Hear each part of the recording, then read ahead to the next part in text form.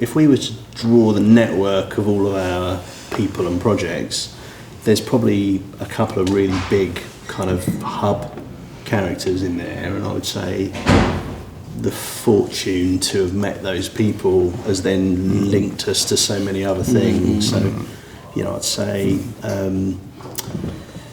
probably the first person to call out would be Philippe Starck. I mean, we read the papers just like most other entrepreneurial designers do. We saw that Eurostar were, you know, looking to rebrand. I mean, that was back in sort of 2001, perhaps. We sent our stuff in. We had no idea, but they were working with Philippe Starck as a kind of design czar. He was going to overlook the brand and the evolution of the brand, and we won that. And he's been a big advocate of our approach ever since. So, you know, many of the people that we've met, you could trace back to that moment. Yeah, along the way. And then Puma. I mean, meeting the whole sort of Puma team in Boston. We've worked with them for 11 years now, I think it is, 10 or 11 years. The creative work we've achieved with them is phenomenal, really. You know, the kind of awards we've managed to pick up along the way, and the areas of design they've taken us into, you know, from the early days of more kind of conventional graphics to ambient design, you know, in-store work, event design. I mean, it's been phenomenal, really. That's a fundamental thing as well, I think. Jason said, you know, our clients, we've been lucky, they push and pull us into areas that they need to go in, and I suppose we're just psychologically happy to do that because we enjoy working, you know, different disciplines in different ways. But our clients have definitely needed that in their creative partner, and that's been a good thing for us. They've shown us, you know, an opportunity to work in advertising, or an opportunity to create a commercial, or to work in social media, and, you know, bring it on. So we've been lucky to have clients that had no real fear of different boundaries either, actually. We've never pulled out of a project, but I think we're mindful of what we're getting into, and I think we like to work with smart people.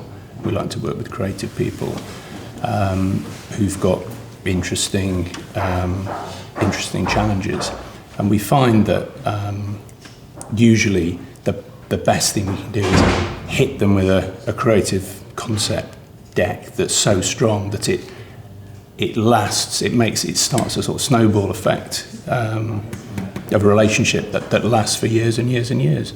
We've got, I don't know how many permanent clients, maybe, what would you say?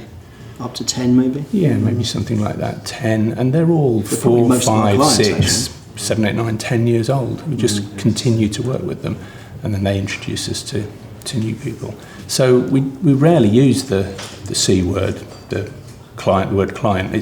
They're more collaborators in the journey.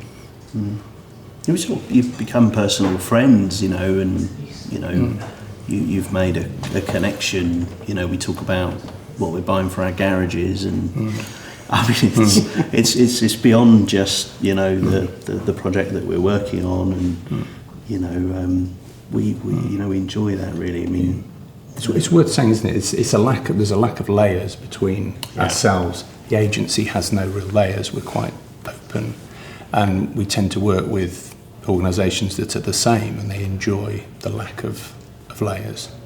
That's, I think, a really important distinction between doing something that's very, very good and something that's absolutely unique. I think as you become more experienced and you know what your company stands for, it's kind of it's easier to have an initial idea about whether someone's going to work for you or not. I think work for you in terms of being the right kind of fit. So I think we're pretty good at that now. You know, you can tell from 1 or 2 phone calls whether actually this is worth pursuing or not. So I think all the projects we get into, we've got a pretty good idea that there's something special that can be done there.